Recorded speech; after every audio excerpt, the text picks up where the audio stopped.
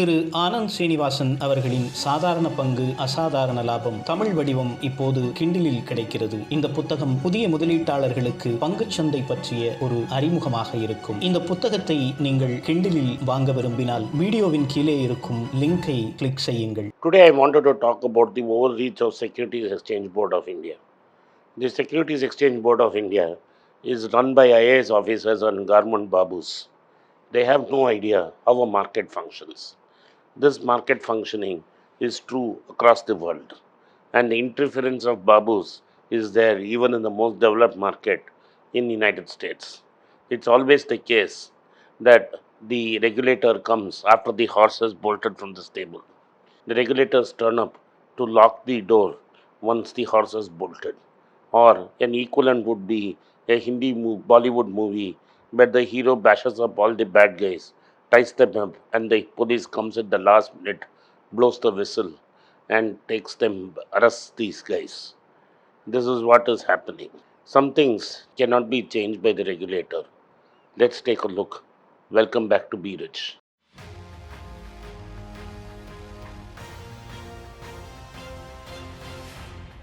Today I want to talk about two things that SEBI has done.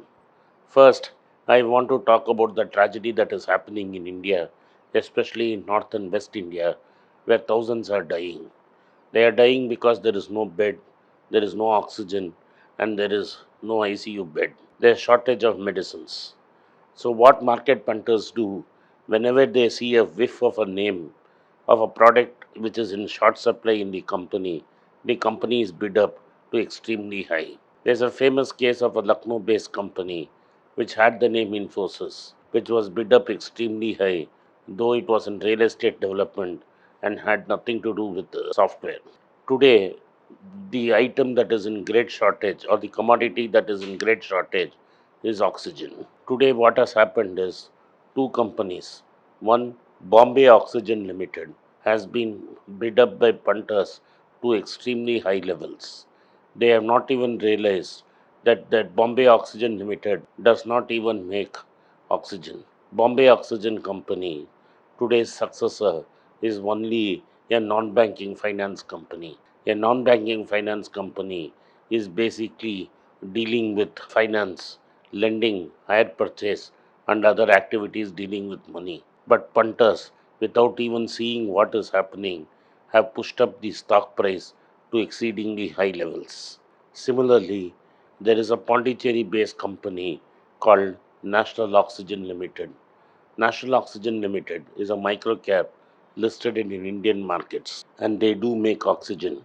But since it's in Pondicherry, at best it can supply to Madras, Tamil Nadu, or Karnataka or Kerala. Tamil Nadu and Kerala are already well stocked and surplus oxygen states. So there is limited scope for this company to make mega profits.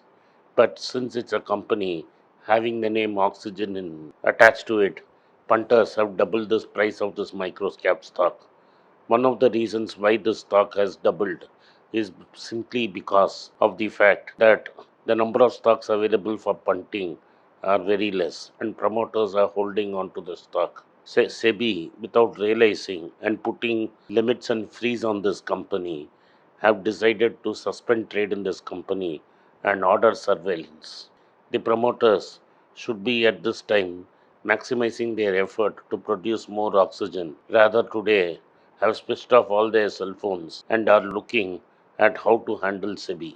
This is the kind of stupidity only SEBI or SEA, Stock Exchange Commission, can do. Now let us look at another case where SEBI has entered and made a mess of things. The SEBI has been in control of the mutual fund industry in India for some time. It has now said where against which index the mutual funds will be benchmarked. It wants to regulate where these mutual funds should invest. In fact, it has said, it has defined the large cap universe, it has defined the mid cap universe, and it has defined the small cap universe. So these funds can only invest in these stocks. Then what these guys did is they had what is called a multi-cap index, where they had a huge large cap presence and spiced up the returns with some small cap and mid cap stocks. SEBI put its finger in that and tried to define how much large cap, how much mid cap, and how much small cap each fund should own.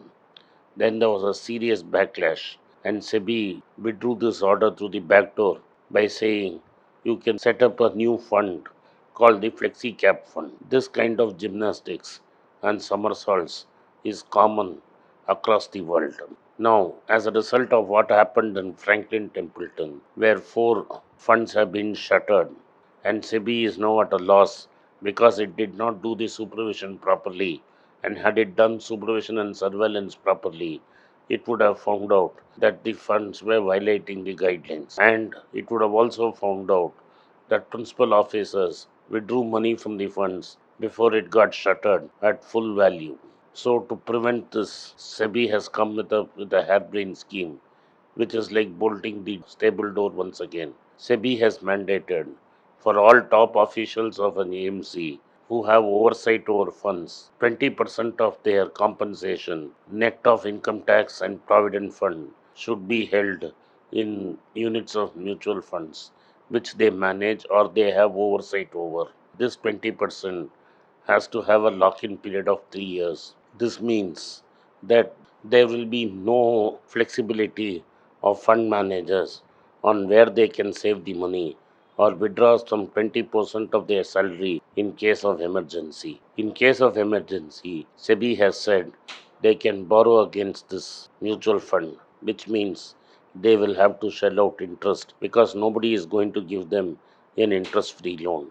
SEBI defines these important persons as fund managers, people who do the risk committee, people who are in the investment committee, people who are supervising the fund managers were all part of this, and the 20% of their total compensation has to come from funds that they manage. However, they have said that passive funds and closed-ended funds are exempt as of today, and passive funds will be permanently exempted because there is no management risk involved. But for close-ended funds, a new scheme will be announced. This is hilarious. They are able to push this through because this is a private industry where SEBI's Dikat runs. All mutual public sector banks are running at humongous losses. Then why does not RBI and the Finance Ministry say everybody from the level of GM should take 30% of their salary as stock options and must keep it for a period of 3 years? If this decade had been run, all public sector banks, with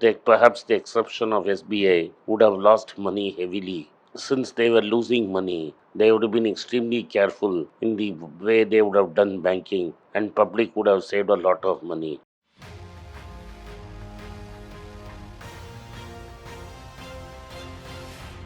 Private sector is not good, and this will mean that the mutual fund industry cannot survive.